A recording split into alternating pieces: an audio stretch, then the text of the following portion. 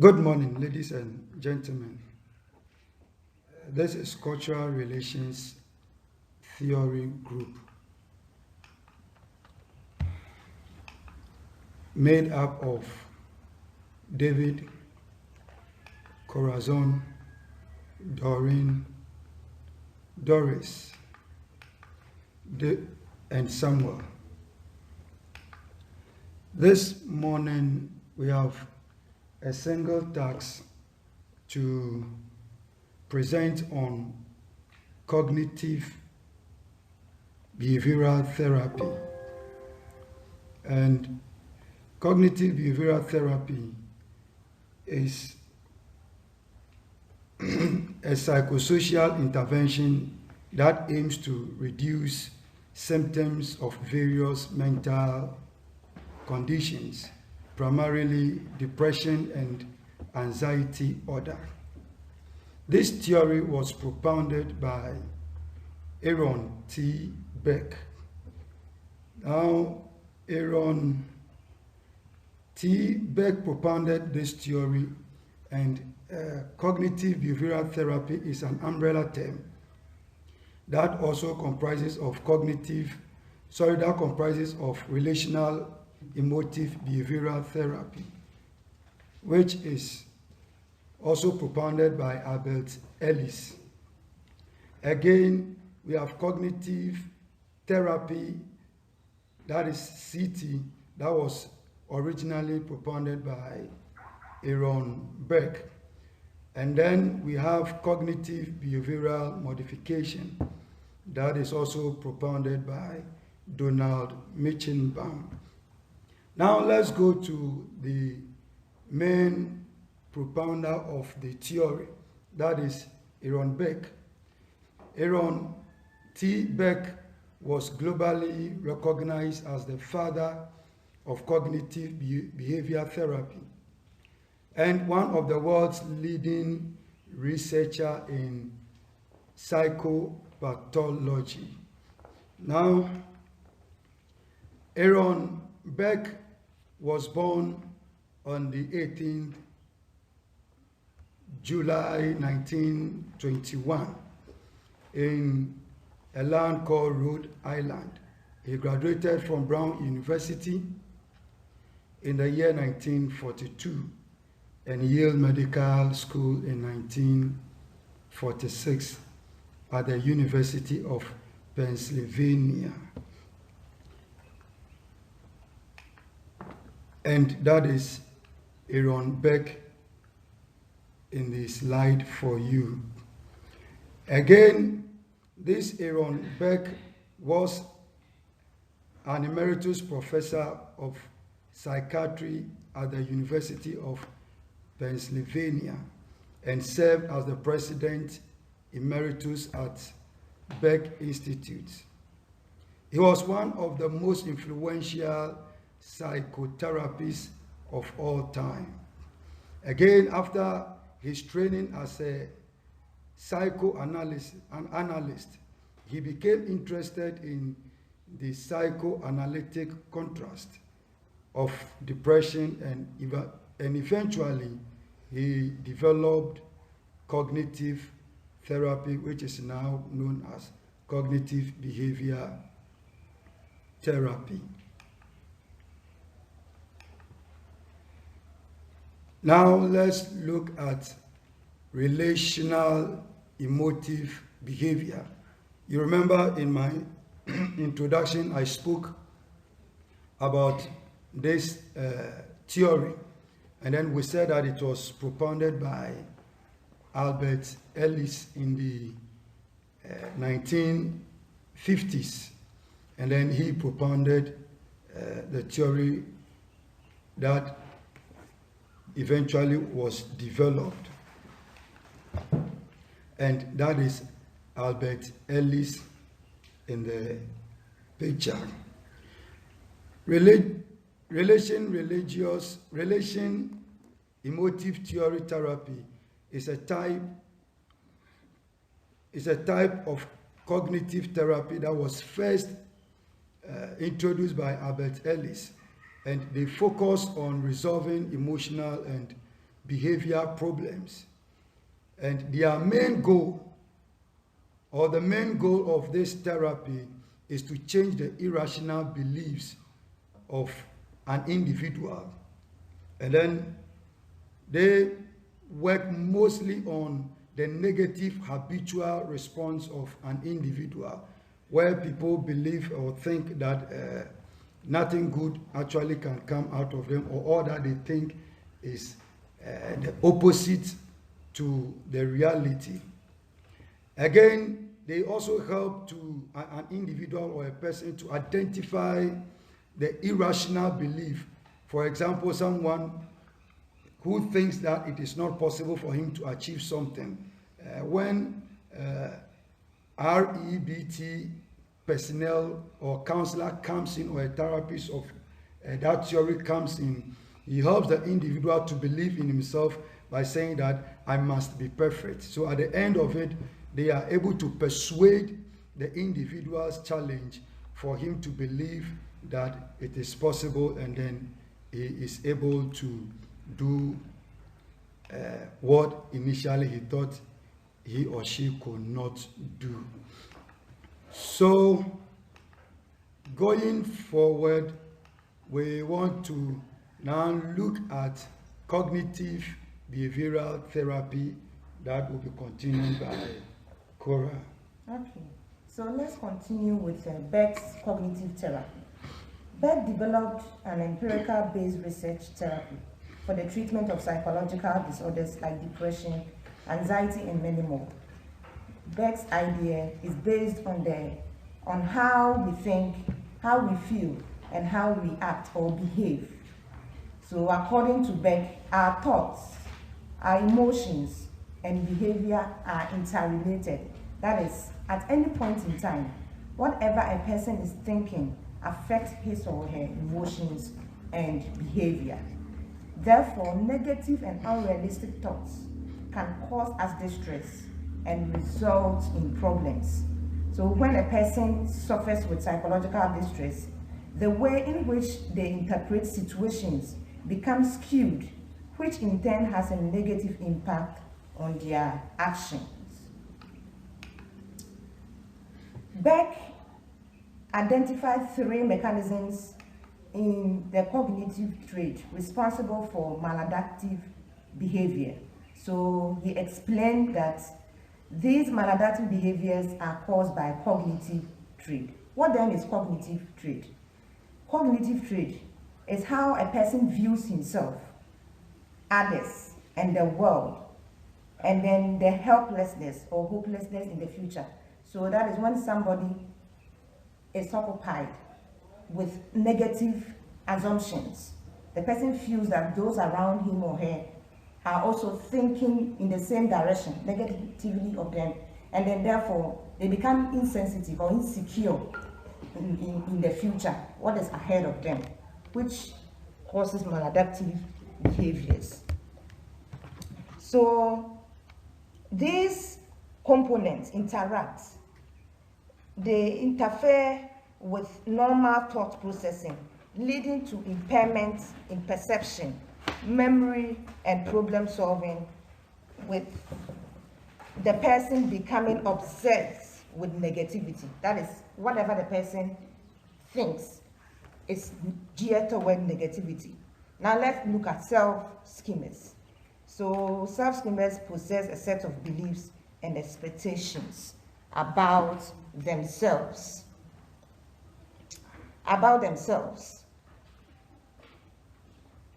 Let's move on with Madam.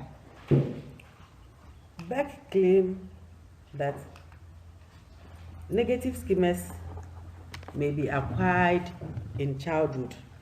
So what he was saying is that sometimes negative schemas are formed when a person is at a tender age, and it's as a result of traumatic errors. And then we are asking, what are some of the experiences that can help or that leads people to have negative schemas? The first one is the death of a parent or a sibling. So if a child and then the mother dies very early, he or she doesn't have motherly love or fatherly love, it can have negative thoughts in the person's mind.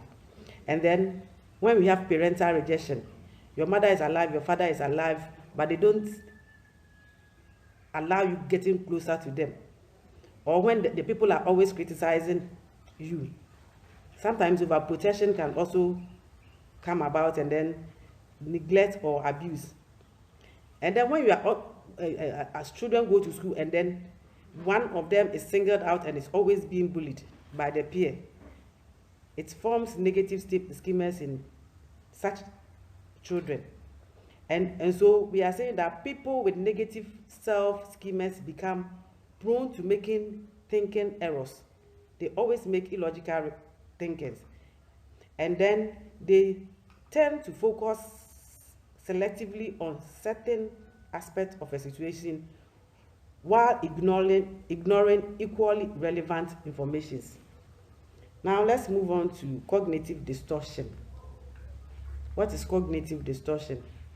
According to the American Psychological Association, it defines cognitive distortion as faulty or inaccurate thinking, perception, or belief. And we are saying that everyone can experience cognitive distortions in life. So Beck 1967 identified a number of illogical thinking processes, that is, distortion of thoughts processes.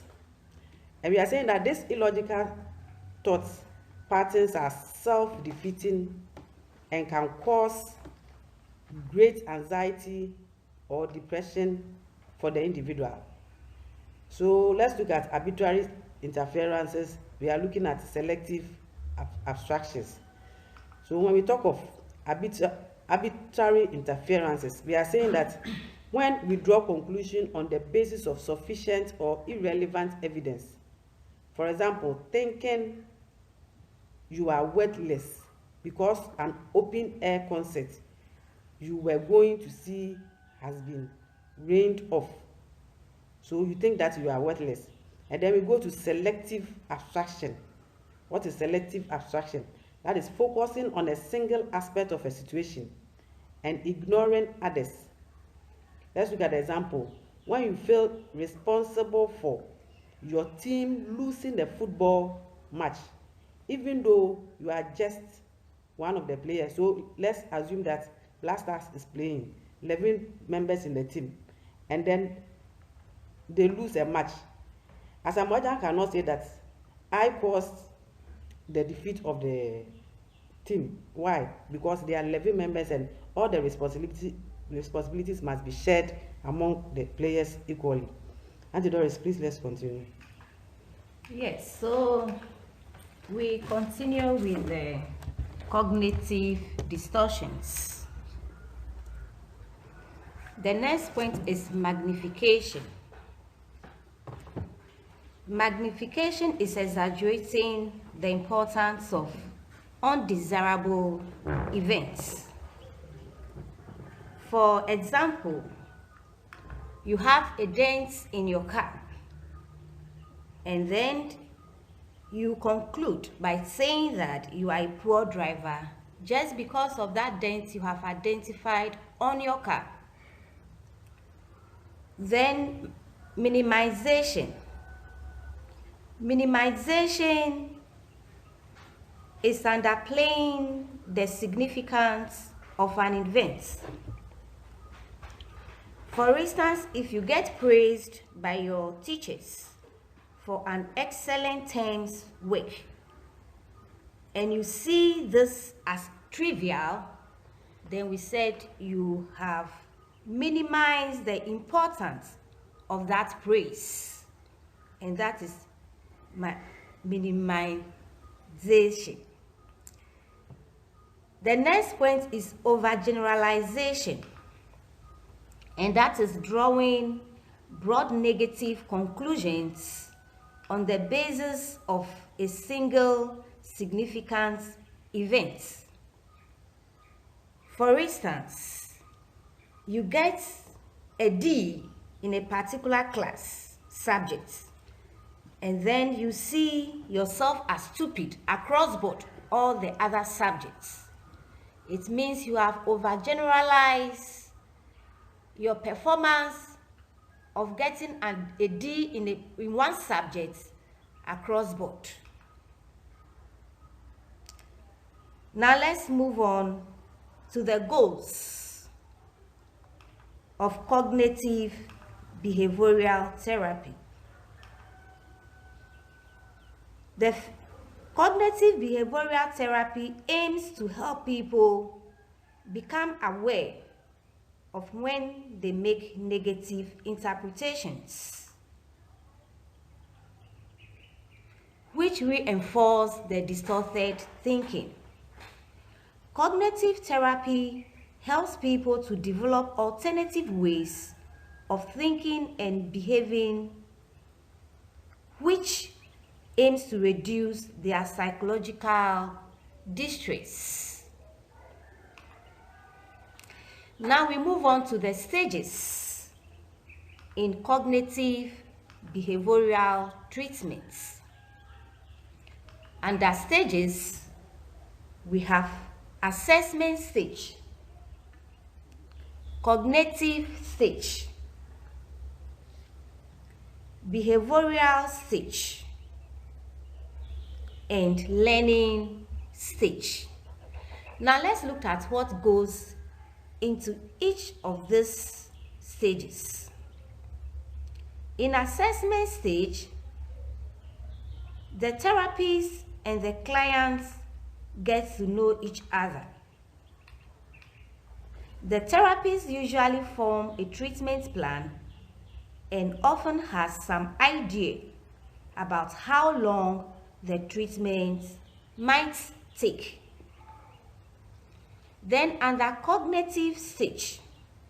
In the cognitive stage, the therapist and the client work together to understand the client's thoughts. They might spend some time discussing past events that have made client think the way he or she do. Then under behavioral stage. In this stage, the therapist and the clients work together to find new patterns of thinking. Client applies new pattern of thinking to new behaviors through assigning of tasks by therapists to clients. Now let's look at what goes to the final stage, learning stage.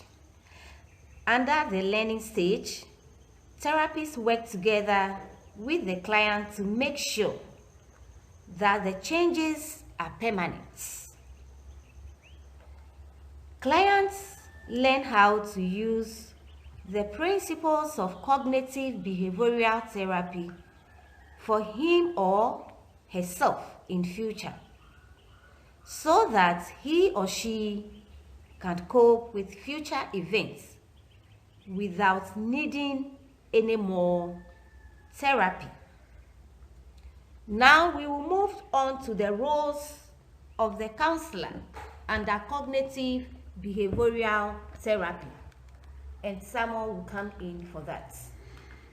Right. The role of the counselor in cognitive behavioral therapy.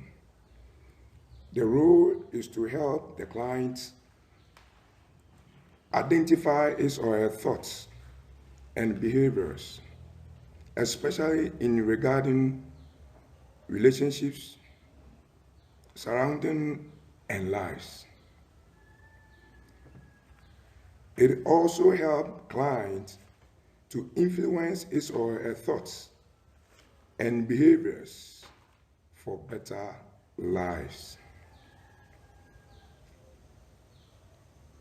It also helps the clients to identify, evaluate, and modify disorders, cognition to produce more realistic and adaptive evaluations. Now we are going to also look at the strengths of cognitive behavioral therapy. Yes, the strength model has great appeal because it focuses on human thoughts, human cognitive abilities. Having been responsible for our many accomplishments, so may also be responsible for our problems. Cognitive theories lend themselves to testing. When experimental subjects are manipulated into adopting unpleasant assumptions or thoughts, they become more anxious and depressed. Rem and Levat 1969 said so. Many people with psychological disorders, particularly depressed, anxiety, and sexual disorders, have been found to display maladaptive assumptions and thoughts. Beck said in 1983. Continue with the strength. Cognitive therapy has been very effective to treat depression. Ellen and Berg said this in 1994. And moderately effective for anxiety problems, Berg said 1993. Now we are going to look at the limitations of cognitive behavioral therapy. The price rule of cognitive behavioral therapy, the process is yet to be determined. It is not clear whether faulty cognitions are cause of the psychopathology or the consequence of it. Cognitive models is narrow in scope. Thinking is just one part of human functioning. Broader issues need to be addressed. Now, ethical issues. RET is a directive therapy aimed at changing cognitions, sometimes quite forcefully. For some, this may be considered an unethical approach. Now, we are going to also take the research. Okay, so let's look at the research that supports the efficacy of CT, cognitive therapy. So there have been meta-analysis research, that's a research analysis on different researches conducted to examine the efficacy of cognitive therapy. Several of these meta-analysis research produced evidence of cognitive therapy as effective in the treatment of psychological disorders like depression, anxiety, sexual disorders, and many more. And these researches were conducted in both controlled and naturalistic settings, and it produced evidence to support the efficacy and the effectiveness in the application of cognitive therapy. So now let's having an idea of cognitive therapy. Let's link it with the personalities in our group, and I will begin with it. I'm Kura, and I'm a person with the personality of extraversion and agreeableness. So I tend to seek excitement, I easily make friends, and then I'm always eager and ready to help people around me, and how will this help me with relate to my clients?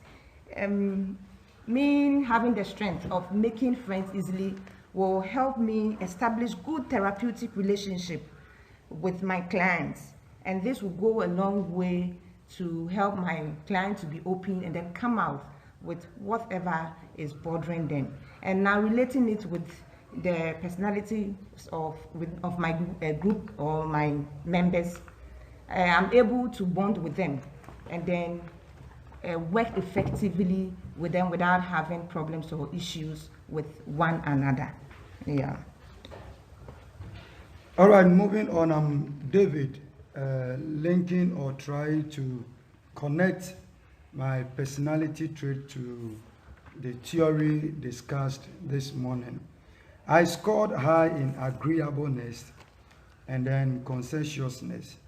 Now, agreeableness is a type of personality that is always ready to help out people, that are caring, they are honest, and also have interest in building or believing in the best of other people. Conscientiousness, we would like to put things in order and then have the ability of self-control. Now, linking this to cognitive behavioral therapy, since cognitive is aimed at developing people or helping people irrational thoughts to reshape it and then get them on track. I think this personality of self-control and putting things in order, and then also able to care for people and have interest in people's development, I think it will help me to be able to assist the client come back to normality. And then working with friends and colleagues with the habit of or the trait of interest in people and then caring for people and being honest, and then love to activate self-discipline or self-control will ensure that every member in the group will stick to his or her tasks for us to achieve organizational goal. Yes, so I am Doris, and my score was conscientiousness. I am persistent, goal-driven person, and I keep things in order. And as a cognitive behavioral therapist, I will explore with my clients to develop alternative ways of thinking and behaving to reduce their psychological distress. And also to link this with my group, I will be able to persist with the group goals to achieve our targets as a group. Yeah, I'm Samuel, and I'm going to also link the cognitive behavioral therapy with my personality type. I'm highly in agreeableness, meaning I'm friendly and helpful.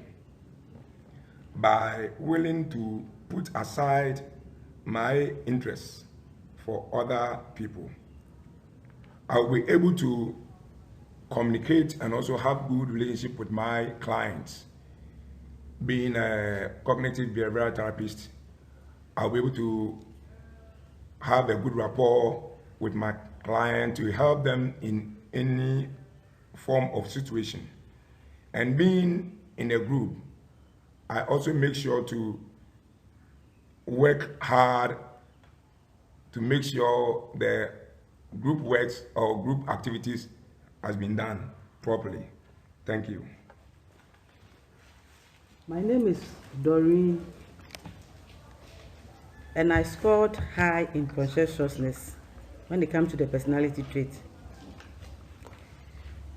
I am goal-driven. Until I achieve my target, I don't stop. And I'm very persistent and orderly too. And now, if I want to relate my trait to the cognitive behavioral theory. There's one thing I believe: if I fail in one task, I don't relent. I always develop alternative ways of thinking and behaving, which is aimed at reducing my psychological errors. And there's one thing I also believe: I don't believe in negative interpretation. I always persist, and I'm orderly too.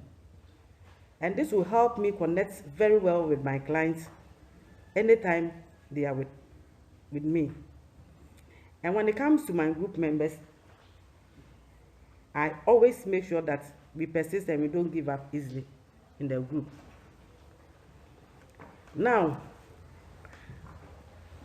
from all that we have said, I want us to connect the cognitive behavioral theory to our culture or in our African settings, specifically in Ghana. Africans, we have the perception that at a particular stage in life, there are objectives that needs to be achieved. So if you don't get to that stage in life, then you have failed in life. That is a perceptive, and that is a negative thought that most Africans have.